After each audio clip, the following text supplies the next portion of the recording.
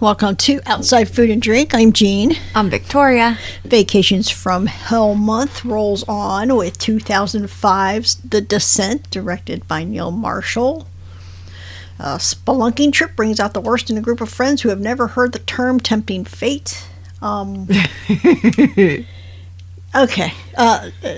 No, you probably guess how this will end because I've already said this is like one of my favorite movies. I'm not going to pretend like it's some great profound thing or whatever. It's just, to me, it's one of my favorite fun, hey, let's watch The Descent, kind of hunker down with a drink and a dessert or whatever. You know what I mean? Yeah. I will have nice things to say. We'll talk about some of these characters are complicated. All these, honestly, Juno and Sarah. I mean, everybody else is there, and honestly, Holly kind of sticks out just because of her hair. Everybody else kind of melts together. In all honesty, and if Holly had just had long hair, we probably wouldn't have noticed her. Well, I must say that until we get at some point in the movie, I'm like, oh, I forgot how unpleasant Holly actually is. Yeah. But she doesn't matter. This movie is really about the two main characters, which are Juno and Sarah. And we meet them. Okay, I'm going to have a lot to say about not necessarily the characters, but the things they do. So we meet everybody except for Holly, plus Sarah's husband Paul and her daughter Jessica, on a whitewater rafting trip. Okay, so all right, we're at this whitewater rafting. All right, I'm going to talk about this idea of these aren't really extreme sports, because extreme sports to me are just like regular sports, but then they throw something in that makes it hard for no reason. Well, can you run a marathon, but you have to stop every half mile with a beer? I mean, you could, but why? Your body's going to be a fucking wreck at the end. Yeah. Things like that. So this is really more like, and I don't want to call it thrill-seeking. I guess it is. It feels like it is on Juno's part. Yeah, and on Holly's part, it feels, we're talking about Holly is just, she's not here yet. But, so the whitewater rafting. Okay, I understand, honestly, and I understand, skydiving. Yes. I understand where, I would probably never do it because I have a terrible fear of heights. Although I can fly. I think once you get that high, it's kind of like, it's so abstract, it doesn't matter. Yeah, I don't like heights. I can fly, but I have skydived indoor skydiving. Yeah, indoor skydiving, I attempted indoor skydiving. I would tell you, I did not like the indoor skydiving because I think it's because it just feels like there's too many, I know with regular skydiving, you kind of see, there's two things that could happen, right? You're going to land either way. It's just how you're going to land. This indoor skydiving situation, I just, I have questions about the staff. I have questions about the mechanism. I'm like, what are you telling me to do? You're telling me to arch my back and do it. Why am I doing all that? Can I just fall? If I was just falling out of a plane, would you do this for me? Is there something, what's going to happen? Am I going to fall through this tube and die? What's happened? But anyway, but I understand what's thrilling about indoor skydiving. Base jumping, it looks incredible. It's incredibly stupid, but it looks fun. It looks a lot of fun. Yeah, it does. I wouldn't do that because I heights, but also I would be afraid that I would just not physically be able to do what I need to do. And folks, she has a fear of heights, but this is the woman who's gone ziplining. I love ziplining, but again, there's a fear of heights, but there's a payoff with it. Most of the time, if I have to go, if I have to go up 10 flights of stairs and look down for no reason, that's not fun. But if I have to, climb up a 50-foot platform and then I get to, have this adrenaline rush going across this gorge, that's fun. Okay, yeah, it is a lot of fun. We've done it, 3 times now? Yeah. Okay, all right. So we're going to ease into this because they're talking about different things. Yes. They talk, here we're doing the whitewater rafting. As somebody who generally likes water, I like boats. I grew up in a seafaring town, I have no problem with boats and going on the water and swimming and all that stuff. I've always lived near water, but I don't understand whitewater rafting. I don't either. I can't do it. It seems like a lot of work to just be tired and beat up by the end. And not only that, what if a wave takes you over? Then you got to get back in the raft. Or not. And it's moving so fast. You might not. And you might just get stuck in the way it's going. If you jump out of a plane, right? At some point, like say your chute doesn't open. At some point, your chute doesn't open, and you'd be like, "Oh well, I mean, this is it. I'm just gonna die. Might as well enjoy it." Yeah, like it's pretty much like there's two ways it's gonna end. This whitewater rafting, though, it can go bad in a lot of different ways, and all of them are terrible. Yes. Yes, they are. Yeah. I mean, you could drown, which is a terrible way to die. You could take even longer to drown because you get stuck on something and you don't quite drown, and then you keep going. You could just have your thing flipped over. You could break your fucking neck. I mean, you know what the worst one would be? You grab onto a branch and you think you're safe. Yes, and it breaks and away. then the branch breaks. So many, but these ladies are having a good time. She even pushes. Doesn't Sarah push Juno off the? She needs to push Juno more, but anyway. She pushed her over the side at one point when they get there. Okay, so what's going to happen here?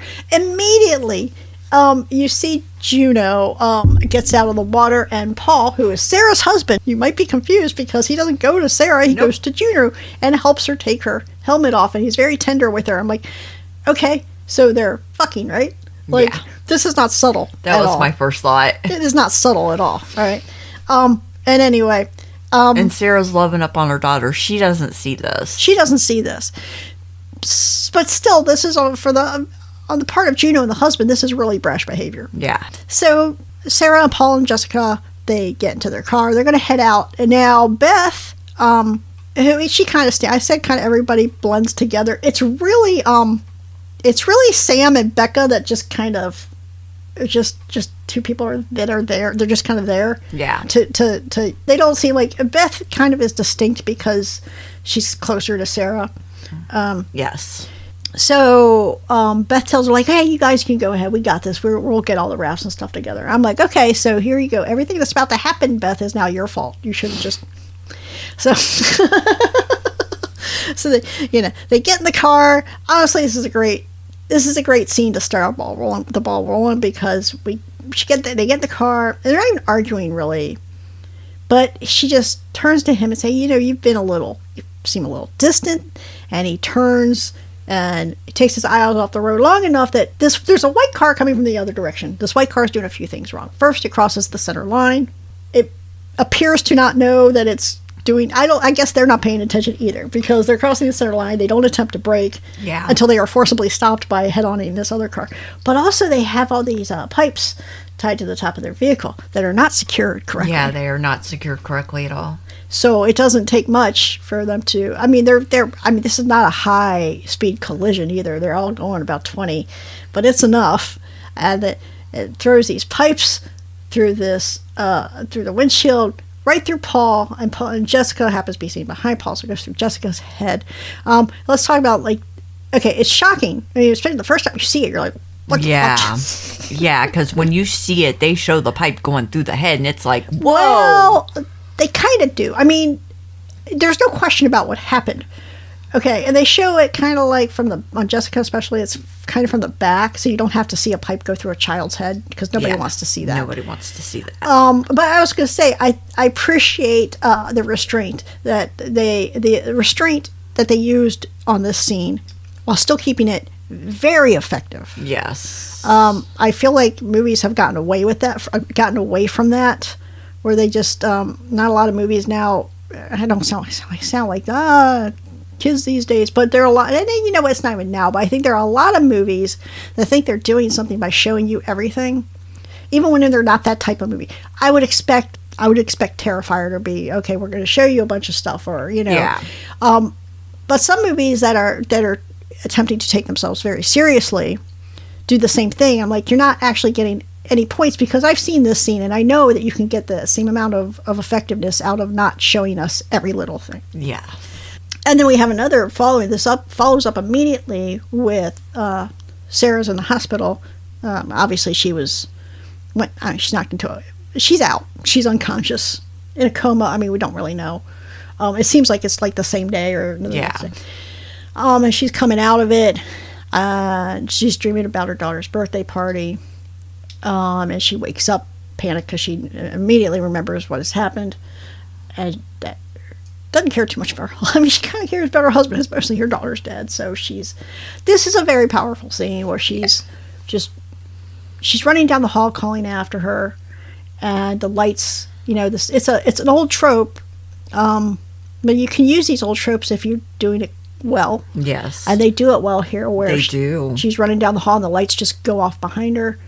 And it's just nice. I just really love this opening. And then she runs, and she's running away from the darkness, and she runs right into Beth is there. All her friends are there, and Beth is there and kind of consoles her, And Juno is behind where Sarah ran from, and she stands there and she sees Sarah and Beth on the ground, and Beth hugging Sarah. She just walks away. And Sarah's crying like crazy, and she just walks away from it. She just walks away. So, yeah. That bothered me. Juno's a complicated character. I don't like Juno, but she's an interesting character. I had a question, though. I think I've seen this movie a lot. But I noticed, it just struck me this time. I've noticed it before, but it struck me this time when Sarah leaves her bed, and she kind of walks into this dream, which kind of goes into reality. They make a point of, they're showing all the equipment. Now, obviously, she's taken off her leads and everything, but they make a point of lingering. Obviously, she's taken off her leads, so when they show her monitors, everything's going to be flatline. But they make a point of showing it. Yeah, and the first time we watched this movie, we didn't know that it was going to be a dream into reality. Right. And I'm sitting there, and I'm like, she is flatlining, and no nurses are coming in to catch her. I mean, to figure it out. She's not flatlining. She's just taking off her leads. But yeah, nobody's coming in. But my question this time was like, why did they? I feel like things like that, they don't show you for no reason, Yeah. And it was, I think maybe if this was the first time I was watching that movie, I would be like, is this our hint that this is all a dream? Now, it's not all a dream, but maybe it's a hint about the end. Maybe. Okay. 1 year later. Okay. We're in the Appalachian, in North Carolina. And you'd be interested to know that the caves are in North Carolina, but this movie was filmed all in the United Kingdom. Yes. And it's another thing about it. They're talking about, at one point when they start the trip, they're talking about they're going to Borum Caverns. Okay. Now, they're very clear. We're in North Carolina. They tell us on the title card. They show us the North Carolina plates. Yes. Juno is an American. Yes. Okay. And so they're very clear about that. They talk about Borum Caverns. Borum Caverns is in the UK. Yeah. I didn't know that part. Yeah. I just knew it was filmed in the UK, but they put it in North Carolina. Yeah. So. Like, there's a couple little things here they could pull up there. Chattooga. It's called Chattooga National Park. And it's got this picture of this thing. I guess it's supposed to be a moose. I'm like, what the fuck is this? Wait, hey, moose in North Carolina? What? I mean, I don't know what wanders around in the mountains, so. I don't think we have meese, whatever they are. Meese. Bears. We gotta look up, bears. And coyotes. Gophers. And gophers. What are those things that act dead? Possums. Suicidal squirrels. God, we've got those everywhere. Yeah. I don't know about moose. Deer. Well, deer. Maybe we do have moose. I don't know. Turkeys, because all sorts of hunting seasons. Yeah. So, yeah. And wild turkeys, y'all stay away from them. Yeah, wild turkeys are scary. They're really scary. Unless you're shooting them from a distance, stay away. Okay, yeah, so wild turkeys, stay away from them, right? Yeah, they'll peck your eyes out. They will not even hesitate.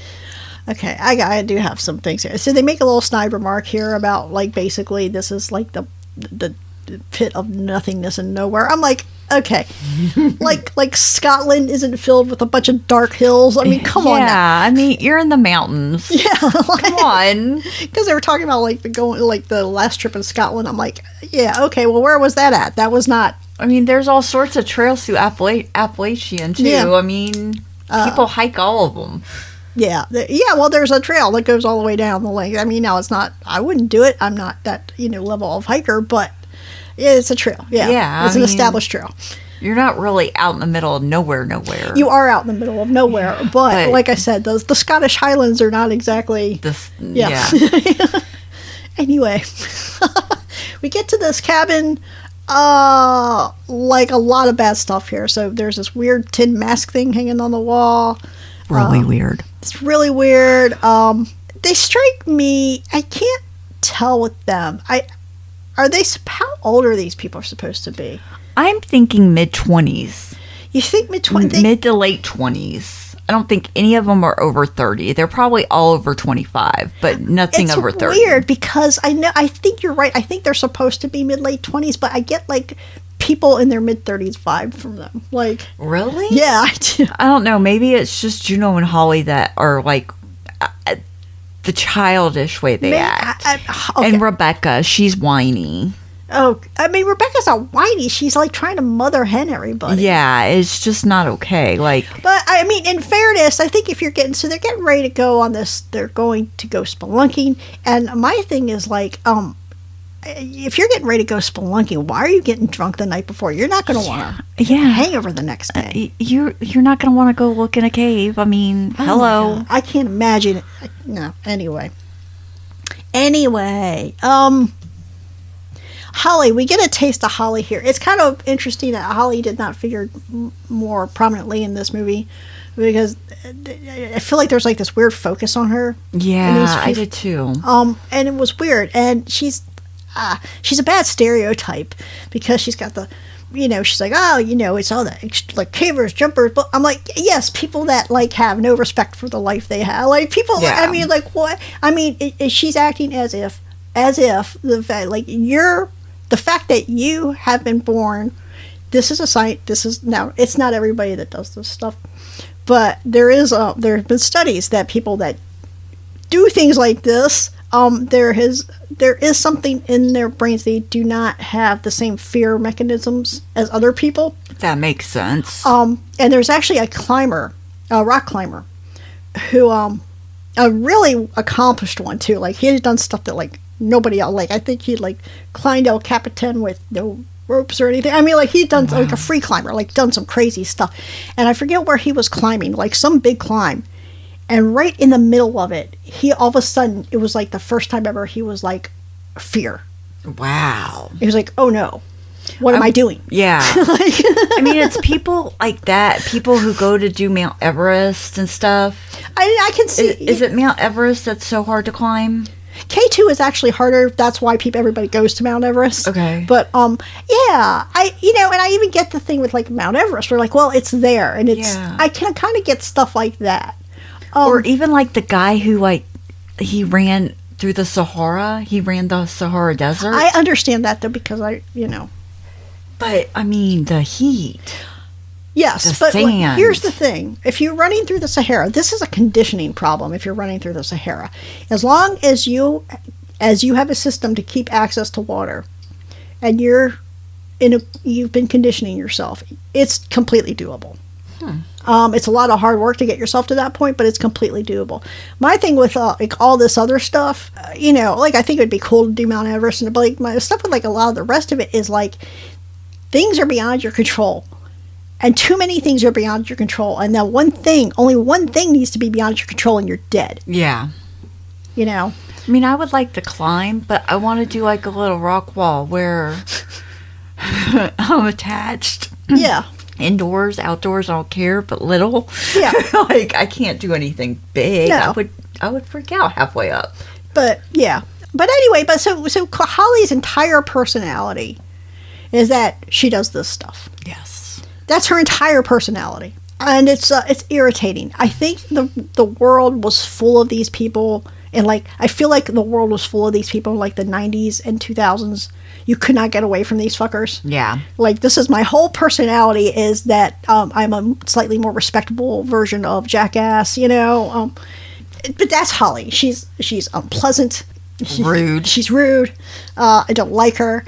Even Juno, who is a terrible bitch. But even Juno, she's not, Juno has her problems. But even I feel like I'd rather deal with another Juno than Holly. Yeah. I don't know why they put Holly in there. I guess we just had I guess maybe she's the person that we would think if somebody's going to cause a problem, it's going to be Holly. And, they called her Juno's underling or whatever. Yeah. And I was like, what does that even mean? What does that mean? Yeah.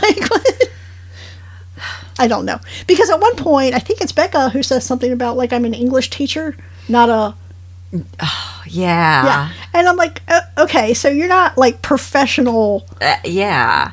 I mean, to get into the cave, they had to go down the ropes. Yeah, we'll talk about that. Okay, so they're going to these next morning. So, my problem with this time in the cavern, aside from the fact that they're partying way too hard for what they got to do the next day. So they're in the Appalachians, supposedly. They're supposed to be in the Appalachians. So they have not heard a lot of these folk tales about things that happen in the Appalachians and, like, everything you're not supposed to do. Like having the bare windows at night and lights on in the house with your bare windows, and you don't, like, all this, like, don't do that, like, yeah, close your curtains, leave a light on, but close the curtains. Really, do not whistle outside. Yeah. Don't whistle, because you don't know what you're bringing in. Something's gonna whistle back. Something's coming. Yep. But that's why I was like, the first time I was like, cover the goddamn windows. There's curtains there. Cover the windows. Yeah, use them. So anyway, the next morning they're going to the caverns. They're driving way too fast.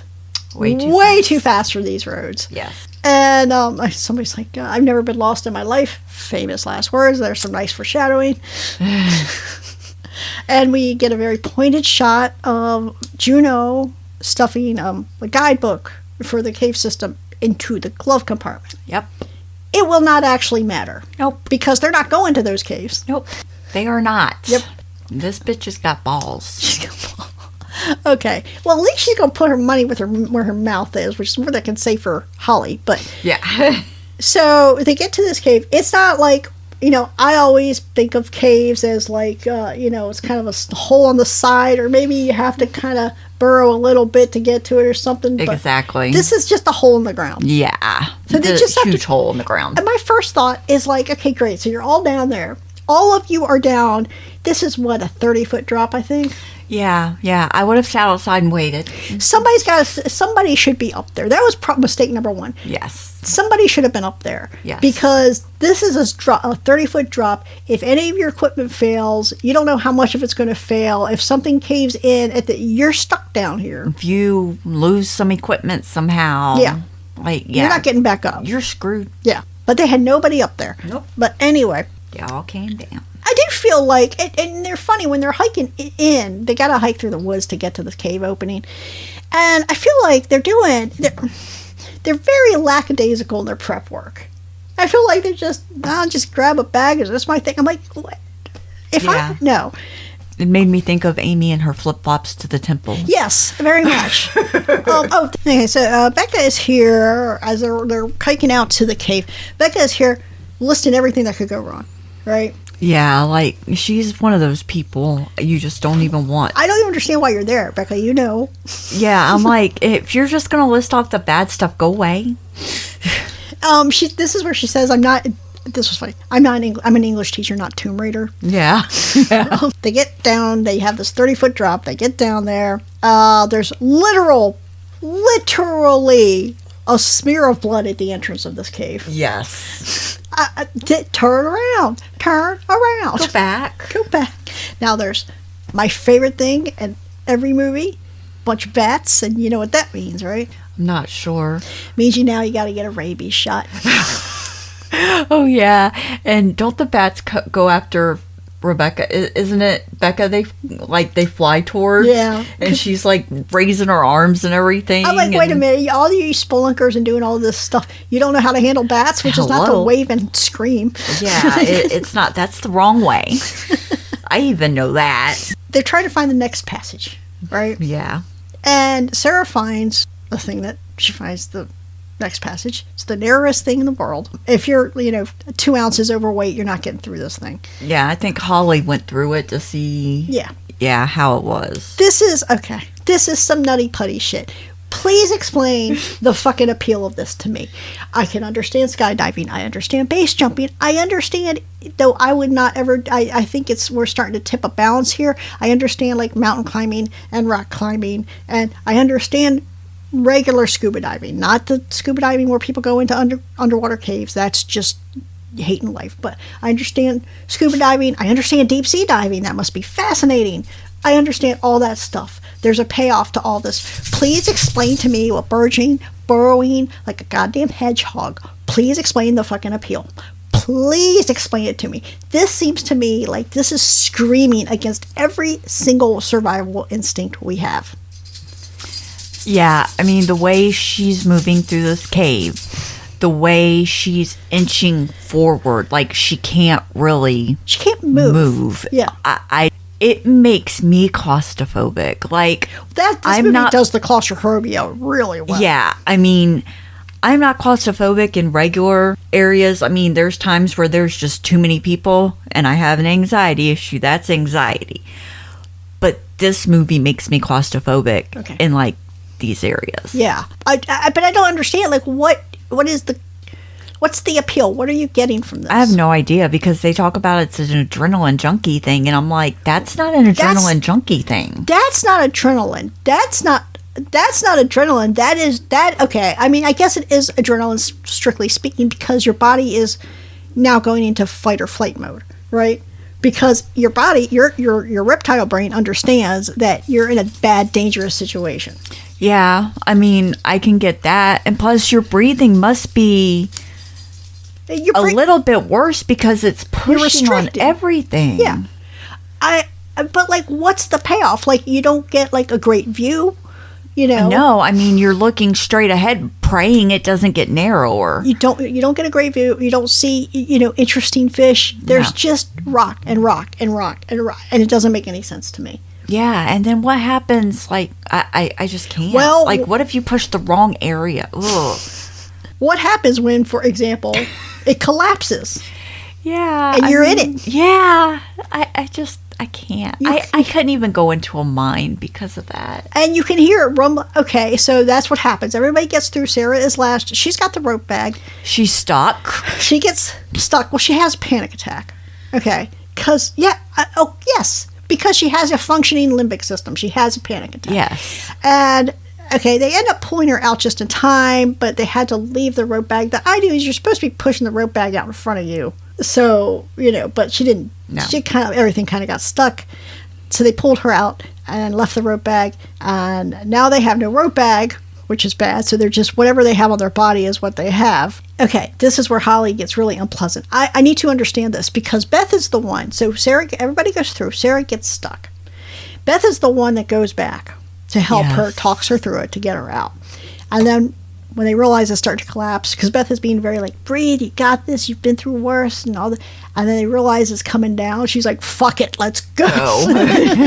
So Holly was already out. This is the moment I turned on Holly, because everybody's upset. There's a very dramatic thing. And everybody's kind of shook up because it just happened. There's still dust and rocks everywhere. And somebody goes to Holly, hey, are you okay? She said, don't fucking touch me. I'm like, really, bitch? Okay, man, fuck you. Like, I'm done with you. Like, you know what? I don't care if you're okay in the end at all now. Like, we all just went through this. This was not you. Like, it's not just about you, and you're not the only one that got a little panicky. I mean, yeah. So, but that's the thing, though, is this showing all her tough talk and everything. She's pudding, man. She does not got anything to back it up. Nope. It will definitely become an issue later. Yeah. This is where we reveal... because Becca's like, it's cool because eventually, when we don't show up where we're supposed to be, they're going to come looking for us to send out the search party. And Juno's like, well, this is not Warm Caverns. And she's like, what? Where's the book? And Juno has to admit she's like, I left the book in the car because this isn't the caverns I said it is. Yes. This is a completely unscouted, uncharted. We can discover it together. And she's like, I thought we could do it together and discover it together and name it together. And I'm like, no, you didn't. Well, and then, you wanted to discover it and name it your name. Well, that's what Sarah says, because she says something about naming it after Sarah, and Sarah's like, you want to name it after you. Yeah, it's crazy. I mean, so now they know they're in a cave. Not only are they in a cave, they didn't file a flight plan. Yeah, so nobody knows where they are. Yeah, they didn't file a plan. It's uncharted. So yeah, so they're in a bad situation. but they might be able to get out, right? Theoretically. We're going to have a few moments here where the hope that they cling to is like, okay, I understand if I was in their situation, I'd be like, okay, we might get out, but like watching this as, the viewer, you're like, that doesn't mean you're getting out. What are you talking about? As it unfolds, it gets, As it gets where they ratchet is good ratcheting up of the tension. So now, we got we had this tension with like getting through this collapse. We have this tension with now the realization that nobody knows where they are. And then they drop a rock. They want to say, okay, well, let's figure out, like, there's this chasm between, like, they're on not on a ledge, but, like, they're limited where they could go because there's this chasm there. And then they can see the other side, but they don't know how deep this thing is. They drop this rock. It is dropping forever before you hear it fucking hit the ground. And when you hear it, it's like you barely hear it because it's been so far. Yes. There's this, The House of Leaves, if anybody's ever read that book. There's a very similar scene in The House of Leaves, and I remember it, an amazing thing about that book is it actually gives you the same feeling that this gives you, but he manages to do it with just words on the page. You don't have any of the hearing. Anyway, they come up with this situation. So they're out of rope. They don't have any rope, or they have the very little rope that they have. Yes. They're going to have to get across this incredibly deep chasm. So they have these little, there's like this old ass climbing anchor in the wall. It's very old. Yes. It honestly, it looks like the shit that we use to put the inflatable decorations up for Halloween and stuff in the lawn. It doesn't look like it would hold anything. Yeah, and they say that it's pretty old. Yeah, like 100 years old or something. So, yeah, it's old, but that means that other people have been down here at some point. But they make their way across. It's a very fraught situation because it's like they have to, they have these like anchors that they have to, either like little crimps that anchors they have to use. I don't know all the terminology for this stuff. They manage to get across.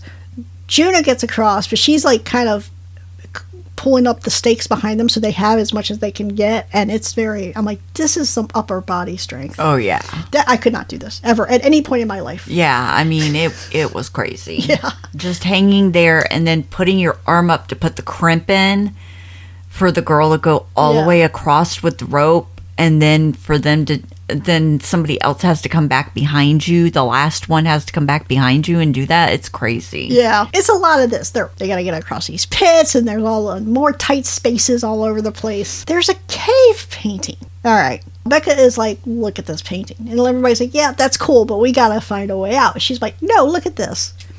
And it shows two open, okay, so there's like it's a mountain. It's two mountains and they each have a hole in it, but like they're next to each other, so they figure, oh, this means that there's another hole in it. I was like, yes. 10 million years ago when this cave painting was made, there was another opening. Why? It's probably not there anymore. It is probably not there anymore. But it gave them hope. And maybe it gave them hope, but it isn't, it doesn't tell them where to go. This is definitely like, I need some piece of hope to not go insane. Yes. Because, like, to me, I feel like that was before the dawn of fucking time. Like, that thing's not there anymore. Do you know how old the Appalachian Mountains are? Right offhand, no, I do not. The Appalachian Mountains are actually older than the rings around Saturn. The Appalachian Mountains are very old mountains. Wow. And that's why, they're not, they've been worn down over time, like 500 million years or something. They're incredibly old. And that's why they're like kind of smooth and short, because they've been around for so long. Now, obviously, this cave painting is not 500 million years old, but it's old enough to know, it used to be, you get an earthquake in North Carolina like once every 20,000 years, and now it's like every few weeks. An earthquake, you get a couple earthquakes, that entrance isn't there. Yeah. And best case scenario, maybe it's another entrance like the one they just came out of, which you're not going to be able to get up because they lost all their rope. Yeah. Anyway. But all right, so they're like, all right, so let's keep going. They're gonna go look around. Holly thinks, honestly, couldn't have happened to a better person, because Holly is panicking now, right? It's like seething below the surface. Yeah, you can see that seed there. Who was talking so tough and was Borb Caverns, it's for tourists, blah blah blah. Well, if you were there now, you'd be okay. But so she thinks she sees daylight, and so she starts running towards it. And Juno's like, "Girl, that is not daylight. I'm confused." Okay, so these people. It's not like me. If I went into a cave like this, I wouldn't know what was going on. I'd have to trust somebody. Yeah. Okay, so she'd never been in a cave before. Juno has to catch up with her and tell her that's not daylight. It's like the stuff in the rocks. Like they're like some kind of mineral in the rocks that it kind of, or the bioluminescence of the underground creatures, or whatever, and it glows and it looks like sunlight if you see it at the right angle. Yep. And that's what's happened here. But Holly is not listening, and she is panicked because she's not nearly as tough as she wants everybody to think she is. And she goes running full bore towards it, and she falls down a hole. Later. I said, fuck it, leave her. Yeah. But they don't. Her leg is all fucked up. All fucked up. Bones popping out. They have to pop the bone back in. Have to pop the bone back in, because they're like, if we try to move you like this, like, you're definitely cutting a femoral artery. You're definitely fucking dead. In the meantime, so while they're all tending to Dumbass, Sarah keeps kind of like hearing things. Yes. Like in the deep in the cave, and then she kind of thinks she sees something. She thinks she's a person. Yeah. And in the okay, so she's like, hey, I think I see somebody, and everybody's like, no. She's like, no, I saw a man. I know what I saw. No. I'm like, okay, but you know somebody was in this cave at some point, right? At some point, yes. And now they also find an old school helmet. This thing's obviously a million years old. Like, not a million, but it's the same age as this anchor, this rock anchor they found. I do appreciate, and I notice here as when they're deep in the cave, and like they have to use flares in their their helmet lights and things like that a lot. I do appreciate, I know it contributes to the claustrophobia, but how dark they keep this. Yes. I think like a lot of movies, like they don't like to keep it dark, even though it would help. But it's a pretty dark movie, and it's not always easy to see what's going on. But that helps. That contributes to the effect overall. It does. So they have infrared on this camera, right? They have this camera that Holly's been toting around. Has infrared on it, and there's just like animal bones. There's bones everywhere, and everybody starts hooting and hollering. Bones everywhere. Like I said, everybody, they're making way too much noise. What are you going to do there? You don't know what's about to happen. Yeah, you have no idea. So this thing, that looks like it's the shape of a man. It's not okay. It attacks Holly. Yes. I mean, what do you think these things are? I've heard many theories about what people think these things are. I think my first theory was that, like, these are the people, these are the descendants of the people with that had left all this old equipment there. And they just kind of, like, after generations in the cave, they mutated or whatever. Because they could never get out. Because I don't know what else makes sense. Like, what are these things? They're clearly people. I mean, like, they're hominids. They look like humans, except they have fucked up eyes and ears because they've mutated over the generations to living in a cave. But also, at some point, we're like, well, but they have all these other animal bones, like things that are definitely like canines. Maybe they're wolves or whatever, but they're definitely canines. So no dogs are wandering into this fucking cave. Like, that's not what dogs do. Not the way this cave is set up. So they figure, they're getting up to the surface at some point. So what the fuck are these things? So I think, they have a lot of human traits. But yes, their eyes and ears and nose are all fucked up. But they're like, it's not. They're not. They're perfectly mutated to live in a cave. Yeah, I feel like they're some kind of a crossbreed, but who knows what kind? Like, maybe they got a hold of those other spelunkers, and maybe a bat fucked one of those other spelunkers, or vice versa, whatever. So maybe bat humans? Maybe, but they really, they're very human, like literally, except for their heads. Yeah. Their heads are all messed up. But it's like even their heads, like everything, it's not like the head in general. It's like their eyes, which they don't need, are basically being covered with skin. Yeah, because they don't see anything. Right. You can tell, like, there's just nothing. It's just, they have the coloration and everything. And their ears are, shaped in a way that sound, if you can't see, you're going to need to rely on sound, like a bat. Yes. I don't know. I would just... And they don't see they don't see them in there. They only hear them. They only hear, and like, there's a few scenes where it's like, apparently their sense of smell is not very well developed either, because they're sniffing, and I'm like, you're definitely, if you're 2 millimeters away from her smell nose, a person. you smell her. You have to smell the fear, too. I thought that, too. And then another thing about them is they can crawl upside down on the ceilings and stuff. So I think... of these caves. Yeah, I wonder where these people came from. Anyway, that's another reason not to ever go spelunking. Who knows what you're going to see in there. Yeah, might be a human, might be a bat, might be a human bat. Might be a human bat. If you see those, though, let us know. No, fuck that. They try to take Holly's body. They got a close-up of Holly's eyeball here, and the way her pupil just... Yeah, it was crazy, because it was all big, and then it was just like, nothing. So Juno is like, you're not going to take Holly's body. I'm like, what are you going to do with it? You can't take it with you. No. You couldn't do. I mean, can't take it where you're going. But Juno is fighting off these things. Yes. Swinging. She's beast mode here, and she's swinging around, and she's swinging wild, and Beth comes up behind her, and she doesn't stop and look. She just swings around and gets that axe right through Beth's neck, like from behind. Gets her from behind, goes all the way through and comes out her throat. And Beth, the look on her face, just like, what the fuck? And she does something here, too. She reaches up and grabs Juno around, like, not around the neck, but grabs at her neck and pulls her necklace off. So this necklace, which was a thing that Paul... It was a saying that Paul had that yes. he used to say to Juno and to Sarah. Yes, it was like, love each day. Love right? each day. So we're like, okay. All right, but but Juno would, like, in her adrenaline's going, it doesn't really compute with her that Beth has this. Sarah, in the meantime, has fallen down her own hole.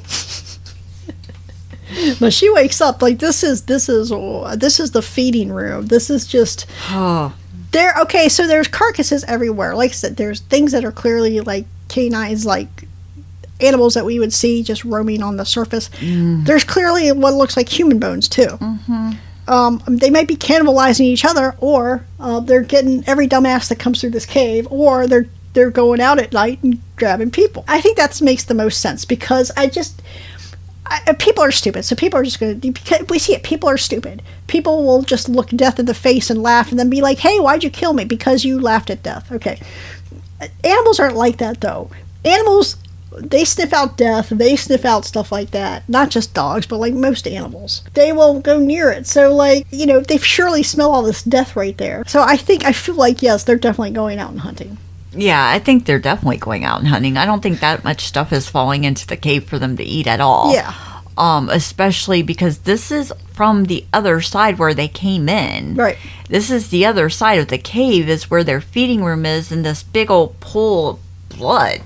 Yeah, this pool of blood is a great visual. So Sarah wakes up in this pit. Yes. Right? In the meantime, right, everybody else is... there is this pool of blood that Sarah at one point hides when they're chasing, like these things are chasing her. She goes into it, and it's great. And I think I remember... It is great. It was like one of the major shots that they would show in the promotional materials, which did not, Didn't even come close. Didn't even come close. And she's just kind of lifting, like her head's just popping up from this pool of blood. It's great. Yeah. And she's covered in blood for the rest of the movie. So in the meantime, Juno is running around. Yes. Now we've seen this cave painting, and now we see these things that look like somebody drew arrows on the wall. Who drew these fucking arrows? And what are the arrows pointing to? What are they pointing to? Right. Are they pointing in, out, up, down? Okay, so if people... Were they just, something that people, like, they left for themselves, saying, hey, if we get lost and we find this arrow, it will point us back to the beginning, which won't do you any good, Juno, because the tunnel collapsed. Yep. Anyway, so she meets back up. Juno comes back across Becca and Sam. And this is where, they figured out, like, maybe they're going up to the surface to hunt at night or whatever these things are, and that there's got to be another way out. Yes. Okay. This is better evidence than the cave painting, I think. But, so they're like, well, and then Juno tells about the markings. Well, let's go then. Let's go. And she's like, no, I'm not going to leave without Sarah. Okay. Really, Juno? So I'm saying Juno's complicated. Yeah. I mean, I think this is just guilt. Is this just guilt from Paul? Okay. I think so, too. Okay, but Sarah's going her own way. She stumbles across Beth, who is not dead. She is not dead yet. I don't know how she's still alive. She's got a fucking axe through her throat. Yeah. But she's not dead yet. And Beth tells Sarah that Juno did it to her. Juno did this. Don't trust her. Yeah, don't trust her. She did this. Shows her the necklace. And Sarah is... That's it. Furious. So Beth basically begs Sarah to kill her. She knows there's no way out for her. Yeah. So Sarah does it, and this is basically this moment where Sarah has to kill out of mercy, she has to kill Beth. Obviously, she snaps here. Yes. This is where she's broken. We get the great blood pit scene here, and she is running across these fucking things, and she's just killing mercy. I mean, she's great. She's just killing everything. It's like just a path of destruction. And then, Sam, Becca, and Juno are getting chased, and they're part of the cave. They have another cavern or chasm to cross, and Sam's going to try to cross it, but one of these crawlers get up on the.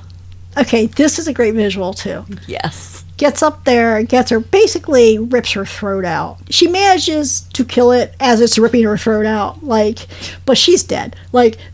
There's no coming back from this. No. But the way she's up on the ceiling and she's in her harness and everything, and it rips her throat out, so she's dead, and she falls backwards, so you just have her hanging there backwards. Just blood falling off. It's like a back bend that she's in, and and all her limbs just out, and the blood just dripping off her. Yeah, it's a great visual. It is a great visual.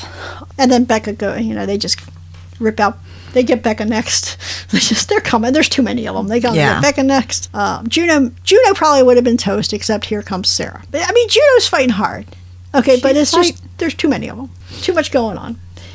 But Sarah gets there, saves Juno. And Juno's so happy to see her.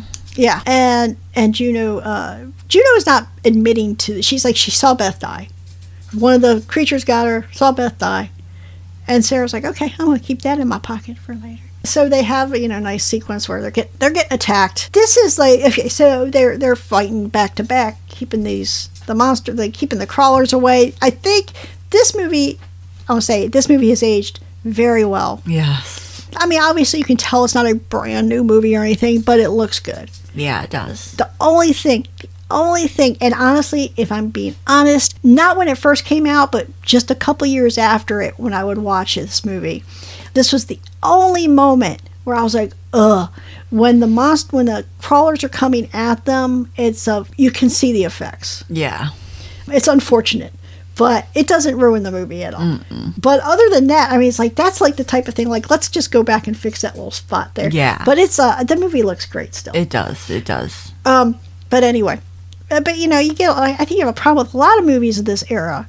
It's a different thing if you look at movies from, the 70s, 80s, even the 90s, and even when they use, not practical effects like computer generated or matte effects or, matte paints or things like that, you don't start having this problem with things really being I think Jaws 3D is something else, but this is a big problem with a lot of movies during this era when you're kind of making this transition between digital and film and early CGI applied in this kind of context, where you have a lot of movies of this era that are otherwise good looking movies, and then just to have this one thing that's no. But anyway. So this is the climax. Her and Juno fighting back to back. They got everything. There appears to be an exit, maybe, possibly. Otherwise, why is everybody trying to stop them right there? And once they got all these people killed, this is where Sarah just holds up her axe, and she lets that little charm from the necklace drop out of her hand and shows it to Juno. And Juno's like, okay. Wait a minute. Sarah's not having it, so she just swings down. She basically takes out Juno's knee from behind. She ends up falling out again. She ends up losing consciousness, I guess, again. Yeah. She wakes up and there is sunlight. I don't, again, yes, if I were in this situation, I would do the same thing, but watching it this way, I'm so she starts scrambling up. It's an incline full of bones. And she's scrambling through the bones, and she pops out on the side of the mountain, and she just pops out this hole. I'm like, girl, you do not know if you're on a cliff or what. Yeah. You could just go rolling down the mountain. All that for nothing. That would suck. But she doesn't. She gets out. She gets back to the car, which is okay, where were they really? Because they didn't go through the whole... I mean, a lot of unanswered questions. Yeah, how far away were they? Yeah. It looked like they had gotten closer to the car, actually. It did look like they were closer to the car. Yeah. So here we go. She gets to the car. She pulls over. She pukes. Yes. This is the one ending where she's in the car, pulls over, pukes. Tractor trailer goes by. Okay, she's safe. It's not a good place, but she's safe. And then she kind of looks over, and there's Juno's ghost, and that's the end. She starts screaming, and that's the end. Okay, that's the happy ending. That's the happy ending. The alternate, or not the alternate, the original ending when this movie was England and in the UK was, and I actually, for some reason, I think I'd heard when this came out on DVD, and I had heard so much about the UK ending being better, that the first time I watched it on DVD, I watched the UK version first. And I will always like that ending better, which is Sarah never gets out of the cave. When she's in that kind of incline with all the bones or whatever, I mean, it's not anything. It doesn't go anywhere. And she just, she sees Jessica and a birthday cake. And you can hear them, you can hear the weird little sounds all around, and you kind of, they're getting closer. She's done, but she's like retreated into this moment, of happiness. That's a better ending. Honestly, I mean, agree. It's a better ending. The Juno ending, yes, it sets up a sequel that is not nearly as good, but it also feels like a standard cheap scare. It's not worthy of this movie. Yeah. The UK ending is much better. Yeah, it is. They did so much work, with the characterization and everything, and I just think that was the much better ending. But okay, so I'll get it out of the way. I'll give this movie I will give this movie 5 blood pits out of 5. How about you? Oh, you took mine. I took yours. Okay. I was actually going to do the blood pools. Okay, you do blood pools, I'll do something else. I give it 5 out of 5 blood pools. Okay, 5 out of 5 blood pools for you. I will give it 5 out of 5 English teacher Tomb Raiders out of 5. That's good. That's a good one. It's a really good movie. If you haven't seen it, definitely watch it. It's worth it. Again, a classic for a reason. There is one really big scare in there, so just...